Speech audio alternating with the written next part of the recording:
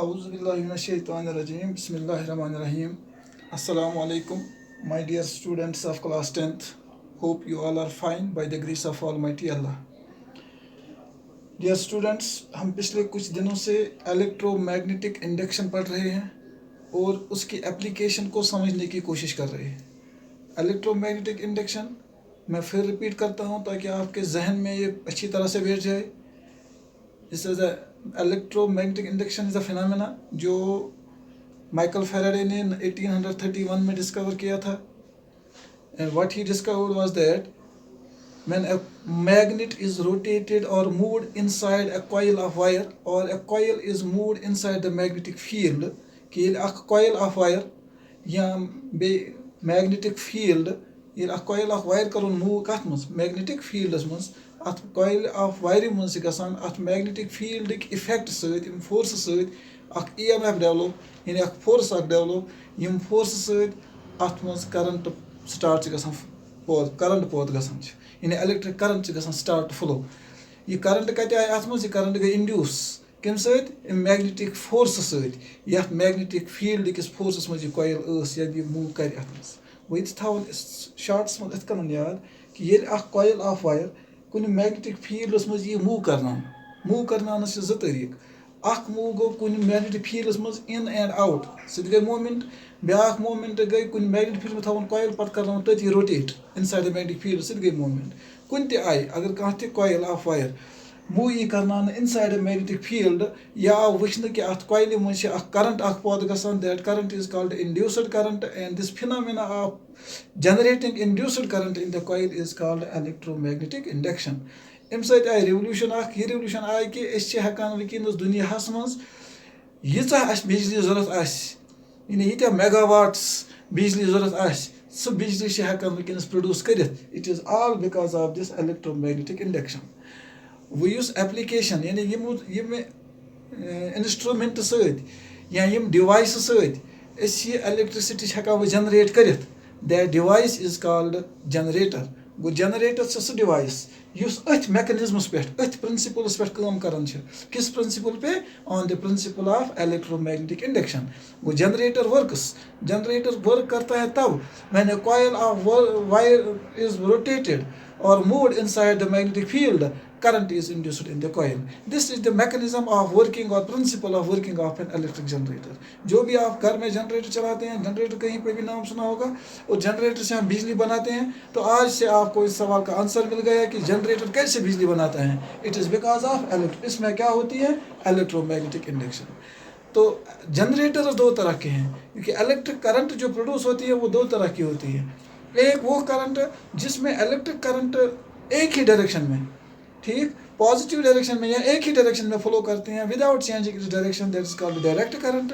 लेकिन एक करंट ऐसी है जो अक्सर हम घर में यूज़ करते हैं और जो बिजली के जो वहाँ पर हाइड्रो पावर स्टेशंस हैं यानी बिजली के स्टेशन हैं जहाँ पर ये बिजली पैदा की जाती है, वहाँ पर जो बिजली तैयार की जाती है दैट इज़ अल्टरनेटिंग मीन्स उसमें करंट रेगुलरली डायरेक्शन चेंज करती हैं जो हमने कल देखा है. इसलिए जनरेटर्स के जो दो टाइप्स हैं उसमें आता है AC generator and DC generator. AC generator का कल मैंने आपको तारुफ दिया, कल हमने उसको बनाया भी और समझाया भी कि एसी जनरेटर में क्या फ़र्क है. एसी जनरेटर में सिर्फ डीसी जनरेटर से डिफरेंट एक ही चीज़ है. ये एसी जनरेटर है, इसमें स्लिप रिंग्स हैं, आप देखना कोर्स से इसमें रिंग्स यूज़ होती हैं, फुल रिंग्स जो शाफ्ट के इर्द गिर्द ऐसे वोड की जाती हैं जिसमें इनर साइड इंसुलेटेड होता है, आउटर साइड कंडक्टर होता है, यानी बेरिंग. ठीक, जो बेरिंग से यूज़ करना. लेकिन आज जो हम जनरेटर पढ़ने जा रहे हैं that is DC generator. Why it is called DC generator? क्योंकि इससे जो करंट प्रोड्यूस होने वाली करंट होगी सो आज ने पन डायरेक्शन चेंज करान कि लेट अस सी दैट कि कैसे ये डीसी जनरेटर कत जनरेटर अगर तुम असल पे समझ अम सो ये मोटर फंक्शन तो समझ, जनरेटर एसी तो डीसी तो समझ. अब देखिए हमें कंस्ट्रक्शन में अगर हमें एसी जनरेटर या डीसी जनरेटर बनाना हो तो बेसिक चीज़ें जो हैं वो कॉमन है. जनरेटर बनाने के लिए हमें चाहिए फील्ड मैग्नेट यानी हॉर्स शू टाइप मैग्नेट जिसके फील्ड में हम एक कॉइल ऑफ वायर को रख सकते हैं. तो दिस इज फील्ड मैग्नेट के दो पोल्स यहाँ पे मैं बनाता हूँ अक्सर. ये मैंने दो जगह बनाया है मोटर अच्छा मजबा में बेरियर त्रोमस यही मोटर बनाइए, यही जनरेटर बनाइए हम ये। तो आप फिलहाल इस पार्ट पे ध्यान रखिए, north pole and south pole, this is the field magnet. ठीक, इसका एक pole north pole and south pole, and this is the coil of wire placed between the two poles of the magnet that is in the magnetic field. फिर शाबाश, दूसरा क्या चाहिए, यही coil of wire. This coil of wire wound around a shaft. ये coil of wire जब किसी shaft के इर्द गिर्द वोंड की जाती हैं तो एक रेक्टेंगुलर कॉइल बन जाती है। That coil of wire wound around the shaft is called armature. शाबाश, here armature used is PQRS। ठीक है, PQRS इज एन आर्मेचर, यानी insulated copper wire wound around the shaft placed between the two poles of the magnet. Third important चीज जो generator बनाने में काम आता है, अब हम डीसी जनरेटर पढ़ रहे हैं तो यहाँ पर डीसी जनरेटर और एसी जनरेटर में सिर्फ यही फर्क है कि डीसी जनरेटर में स्प्लिट रिंग्स यूज होती हैं। क्या होती हैं? Split rings. They are called commutators. Just like that of the electric motor. Motor और जनरेटर, डीसी जनरेटर कंस्ट्रक्शन में सेम है, सिर्फ वर्किंग में डिफरेंस है। कंस्ट्रक्शन में सेम है, वर्किंग में ये डिफरेंस है। यहाँ पर हमें मैकेनिकल एनर्जी से इसको रोटेट करना है, मोटर्स में इलेक्ट्रिक एनर्जी से रोटेट, ये फर्क। लेकिन डीसी जनरेटर और एसी जनरेटर में क्या फर्क है कि डीसी जनरेटर में स्प्लिट रिंग्स यानी कम्यूटेटर्स यूज होते हैं और एसी जनरेटर में स्लिप रिंग्स यूज होती हैं, जो मैंने कल आपको दिखाया। कल का वीडियो भी आप देख सकते हैं। ठीक है, तो अगर आपसे यह क्वेश्चन पूछा जाए what is the difference between AC generator and DC generator, there is only one difference in their construction, that is in AC generator we use slip rings whereas in DC generator commutators that is split rings are used. फिर दूसरी difference ये है, AC generator produces alternating current, and the current produced by the AC generator is continuously changing its direction, while as the current produced by DC generator, वो हम पढ़ेंगे उसको क्या होता है। शाबाश, fourth part of the generator is carbon brushes, जो वहाँ पर भी है यहाँ पर भी है। 2 कार्बन ब्रशेस, 2 कार्बन यानी ग्रेफाइट। ये मैंने बताया कि ग्रेफाइट क्यों यूज होता है, ग्रेफाइट ब्रशेस, क्योंकि graphite is good conductor as well as self lubricating और कंडक्टिंग वायर, जिससे ये करंट जो प्रोड्यूस होगी उसको हम आगे जाकर सर्किट्स के लिए भेज सकते हैं। अब देखिए how does electric generator works. Electric generator works on the principle that when a coil of wire placed between the magnetic field या two ends of the magnet is rotated, येल हसा अक्सर coil of wire yes magnetic field मज आमज थाना L सो rotate ई करना, वो यहाँ पर एनर्जी देनी है, मैकेनिकल एनर्जी देनी है। तो when it is rotated, current is induced in the coil। जो ही हम कॉइल को मैग्नेटिक फील्ड में रोटेट करवाना, मूव करवाना शुरू करेंगे तो क्या होता है, इस कॉइल के अंदर करंट इंड्यूस होती हैं, जो माइकल फैराडे ने प्रैक्टिकली साबित करके दी है। ठीक, अब हमें क्या करना है कि इस कॉइल में इलेक्ट्रिक करंट जनरेट करने के लिए हमें इस कॉइल को रोटेट करवाना है, इस कॉइल को मूव करवाना है। तो मूव कैसे करवाएंगे? मूव करवाने के लिए हमें क्या करना है, इसके शाफ्ट को मूव करवाया जाता है। आप देखिए, जब शाफ्ट रोटेट होता है तो कॉइल खुद ब खुद रोटेट होती है। तो शाफ्ट को यहाँ पर रोटेट करना है, और ये शाफ्ट किस एनर्जी से कैसे रोटेट करेंगे ये आप पे डिपेंड है। अगर हम ये हाथ की एनर्जी से भी रोटेट कर सकते हैं इसको, अगर ये ज़्यादा इलेक्ट्रिक करंट प्रोड्यूस करनी है तो ज़्यादा एनर्जी चाहिए, बड़ी कॉइल चाहिए, बड़ा मैग्नेट चाहिए, बड़ी कॉइल चाहिए, तो उस बड़ी कॉइल को रोटेट करने के लिए हाथ की एनर्जी कम पड़ेगी, तो फिर वाटर की एनर्जी यूज़ की जाती है, स्टीम की एनर्जी यूज़ की जाती है। लेकिन मकसद क्या होता है? मकसद होता है कि ये coil of wire magnetic field के अंदर होती हैं, इसको रोटेट करना है ताकि इसके अंदर इलेक्ट्रिक करंट पैदा हो जाए, इसके अंदर इलेक्ट्रिक करंट इंड्यूस हो जाए। ठीक, that current is called induced current. अब कैसे होता है, अब वही हम देखते हैं। शाबाश, ये देखिए, when the coil of wire is placed horizontally between the two poles of the magnet। पहले क्या करना है, इस coil of wire को ऐसे प्लेस करना है that it should be horizontal position between the two poles of the magnet। ठीक है, and 2 carbon brushes, जो 2 carbon brushes हैं ये ऐसे बेस के साथ फिक्स करने हैं। हम इत कर बेस सहित fix 2 carbon brushes that the ring 1 and ring 2 do split rings, that is commutators, they should make slight touches with these carbon brushes। कि इत कन लागन कार्बन ब्रश कर मोटरस मज या जनरेटर्स मज फिक्स कि इस पर रोटेट ये कर क्योंकि यह कर रोटेट रिंग 1 तो रिंग 2 हेथ रिंग 1 तो रिंग 2 यम कर कम्यूटेटर कर फिक्स कर मोल्ड कर वेल्ड कत पे शाफ्टस पे मगर कम सत इंसुलेशन सत ताकि करंट गस शाफ्ट मज पास गस पे गसन कंडक्टर मगर ये यम सो वार दिमो कशर पे ठीक तत गसन सह इंसुलेटर। तो ये जब ये शाफ्ट रोटेट होगा तो मेरे बच्चों कॉयल भी रोटेट होगी, रिंग्स भी कॉयल के साथ रोटेट होंगे क्योंकि जो कॉयल के दो टर्मिनल्स हैं वो एक तो होता है R1 के साथ कनेक्ट और दूसरा होता है R2 के साथ कनेक्ट। तो जब कॉयल रोटेट होगी तो R1 और R2 भी कॉयल के साथ रोटेट होंगी। दो चीज़ें रोटेट नहीं होंगी, वो होंगे कार्बन ब्रशेस दो, यम गसन रोटेट के they are fixed to the base of the generator. आई बात समझ? अब देखो क्या होता है when by using any of the force when the shaft is rotated। अब यहाँ पर भी दो चॉइसेस है, क्लॉकवाइज और एंटी क्लॉकवाइज, दोनों तरीके हैं। वो पाबंदी नहीं है कि किस डायरेक्शन में हमें रोटेट करना है।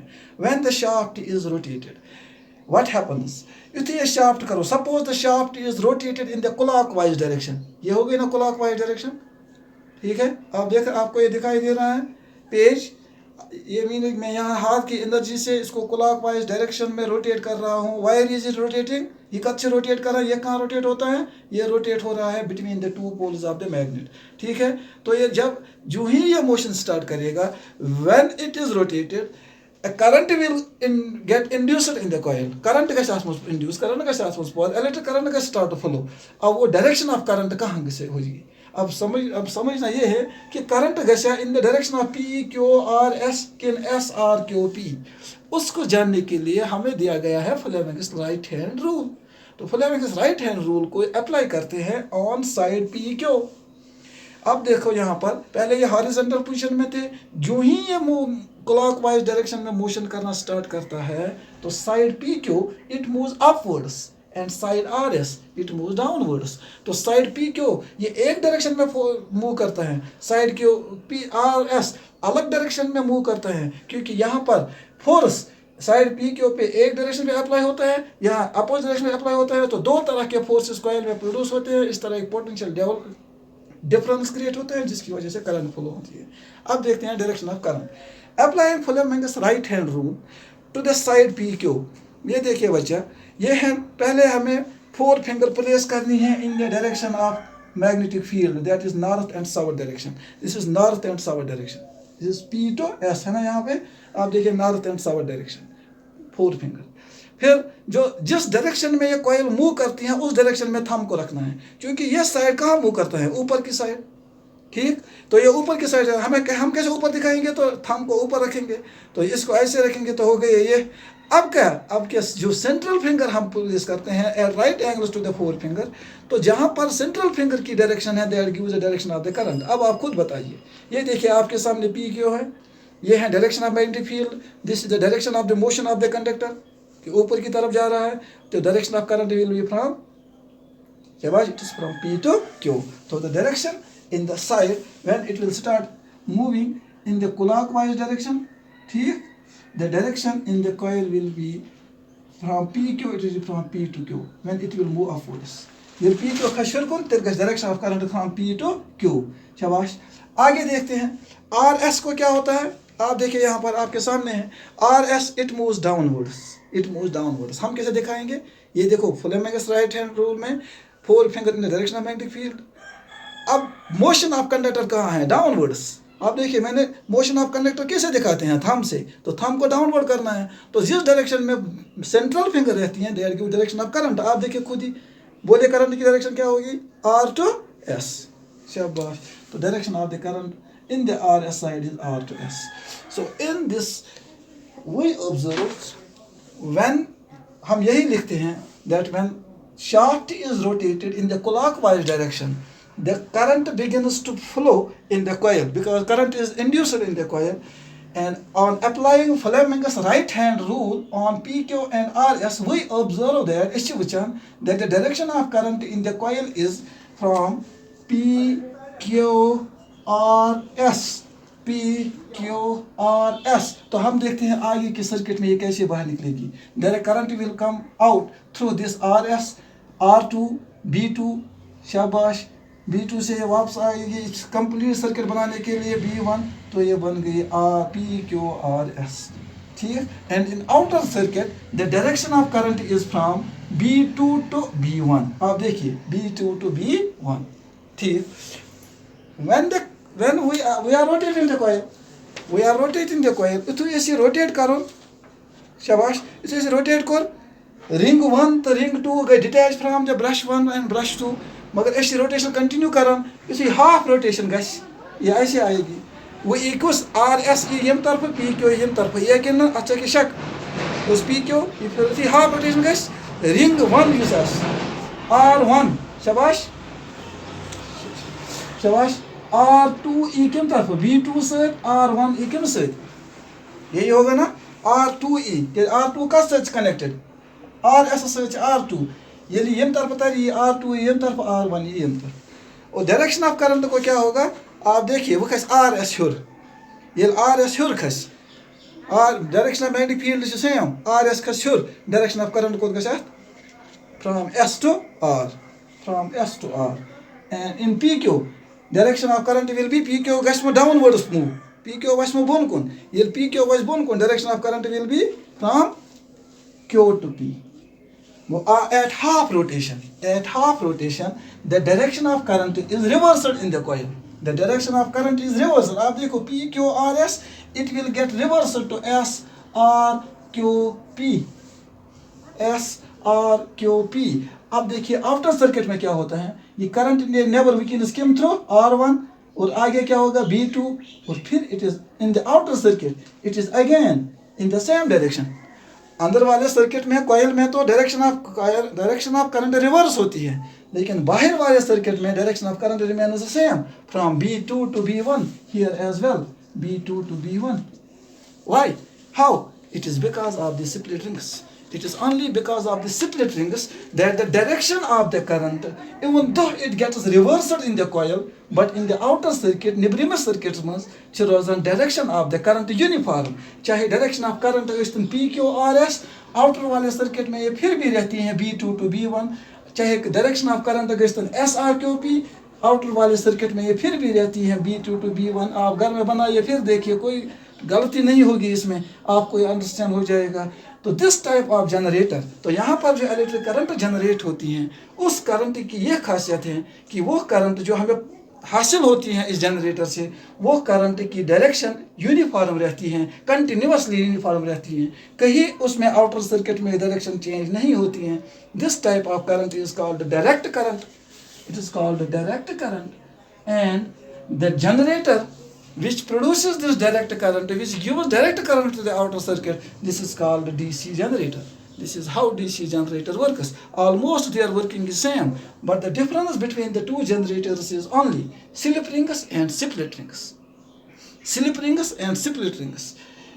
in AC generator slip rings are used, while as in DC generator split rings are used, ठीक। This was all about the AC and DC generators, hope you understand that। now let's write down the construction of DC generator। DC generator consists of a field magnet, आप देखिए वहाँ पर लिखा हुआ है field magnet, यानी NS north south is a permanent magnet producing strong magnetic field। Second part of the generator is armature। What is armature? A coil of insulated copper wire mounted on a soft iron core, ठीक, rod या थोड़ा। This armature जो यहाँ पर हमने figure already आपके सामने है, PQRS is placed between two poles of the field magnet। Third part has split rings called commutators। split ring किसे कहते हैं? split ring is a ring cut into two parts, ये आप ऐसे भी याद कर सकते हैं। R1 and R2, R1 is connected to P, R2 is connected to S, as in the figure जो हमने बनाई है। These rings rotate with the armature। और क्या है इसमें? Two graphite brushes B1 and B2 are graphite brushes। split rings maintain sliding contact with these brushes। split rings जो rounds के साथ साथ इन ब्रशेस के साथ कंटैक्ट में आती हैं। Now dear students, how does generator works? जब आपको ये लिखना हो तो आप कैसे लिखेंगे? ये आप नोट डाउन कीजिए. As the armature is rotated, the number of magnetic field lines of force passing through the armature change. जो ही आर्मेचर रोटेट करना शुरू करेगा, उस आर्मेचर के बीच में से मैग्नेटिक फील्ड लाइन्स का नंबर, यानी number of magnetic field lines passing through the armature will increase. More and more magnetic field lines will get pass through the armature. And इससे क्या होगा? Due to this an induced EMF and induced current flows in the coil. उस forceful lines के बीच में गुजरने से इस कॉइल के अंदर करंट इंड्यूस होती है, करंट पैदा होती है, दैट्स कॉल्ड इंड्यूस्ड करंट. अब क्या लिखना है आपको? देखें, suppose armature PQRS is rotated in clockwise direction. The segment PQ, जो अभी मैं आपको बता रहा था, is then moving upwards and RS is moving downwards. ठीक है. By applying Fleming's right hand rule on both PQ and RS, we observe that current flows from P to Q and R to S, जो कि diagram में दिखाया गया है. And in circuit and in outer circuit, the current flows from right to left, that is from B2 to B1 as in the figure. During second half rotation, यानी युति ये half rotation अद गश, what happens? PQRS is again horizontal, ये फिर horizontal direction में आते हैं. लेकिन now R2 it is R1, ये मैं यहाँ पे zoom करता हूँ. R1 comes in contact to B2 and R2 comes in contact to B1, and now RS moves upwards and PQ moves downwards. Again, by applying Fleming's right hand rule, we find that current in the armature flows from, now it is S to R and Q to P. And in the outer circuit, the direction of the current is again from right to the left, that is B2 to B1. So in DC generator, current always flows in the same direction, and this is because of the split rings. That is why it is called DC generator. This is its construction and working. Hope you understand. आप copy down कीजिए, लिखिए, फिर आपको ये समझने में आसानी होगी. Thank you for watching. खुदा आपको अपने अमान में रखें.